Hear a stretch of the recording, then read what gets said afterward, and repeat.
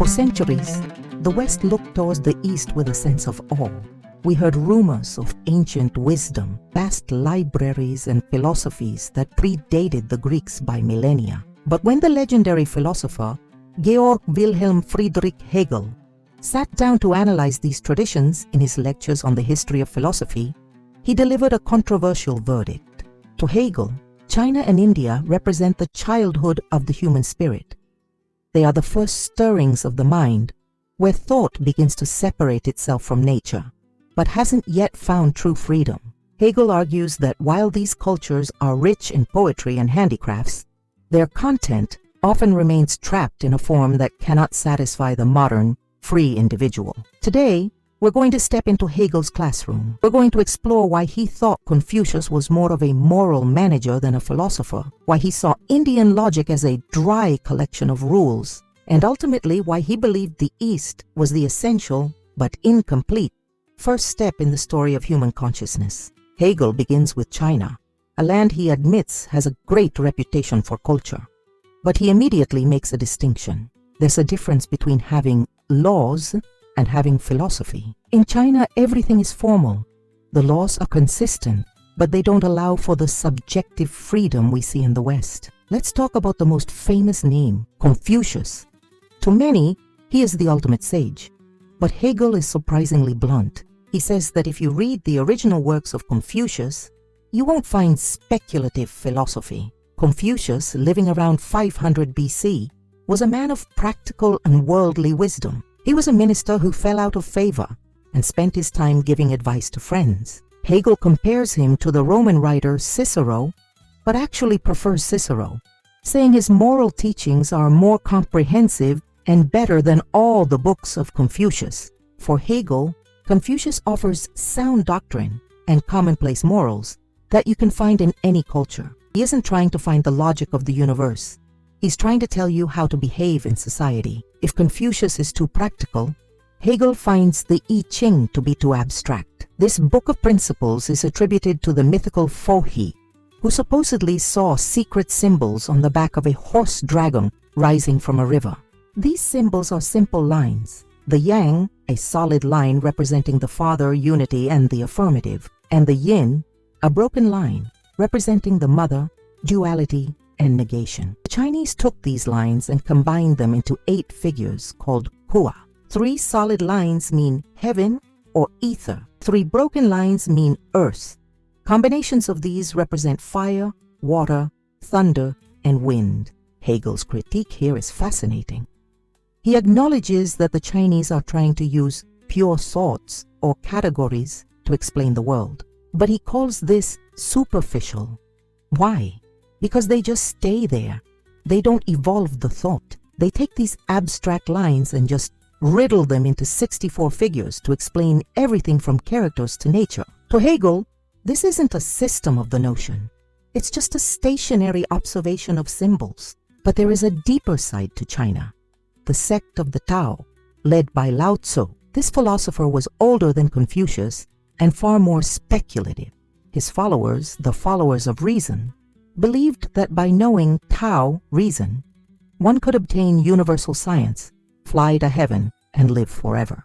Hegel is intrigued by Lao Tzu's famous passage, "Reason has brought forth the one has brought forth the two have brought forth the three, and the 3 have produced the whole world."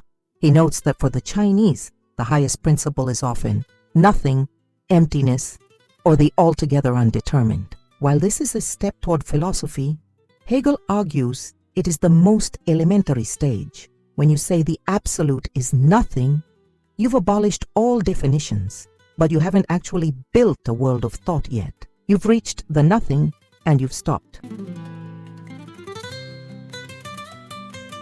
If China is about order, India is about the infinite. Hegel observes that Indian culture is imposing and highly developed in astronomy and mathematics, but its history is a mess. He jokes that the Indians have neither stability nor coherence in their chronology. They might claim a king lived 2,000 years ago when he actually lived in the 11th century. In India, Hegel says, philosophy and religion are identical.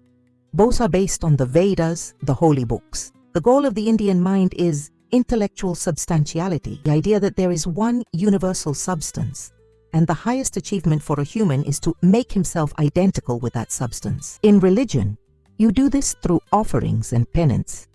In philosophy, you do it through pure thought. This is what the Greeks called the gymnosophists, the philosophers, who lived in total abstraction, renouncing all ordinary desires to drown themselves in the universal.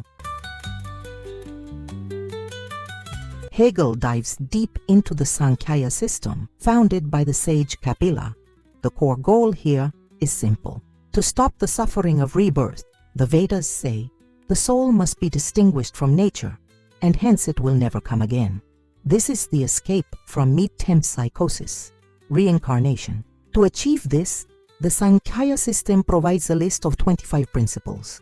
It starts with nature, the eternal, undistinguished material cause of everything. Then comes intelligence, the first production of nature, which manifests as the three gods, Brahma, Vishnu, Maheswara. Consciousness is the third principle, your personality, the belief that I am I. From here, it gets granular.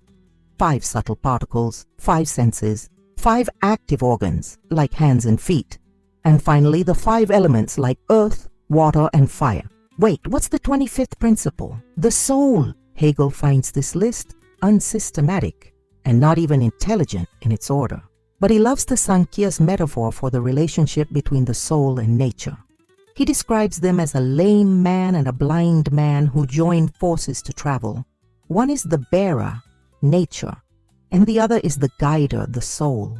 Hegel is especially intrigued by the Indian idea of the 3 fundamental qualities, known as the gunas, which in Indian philosophy make up everything in the universe.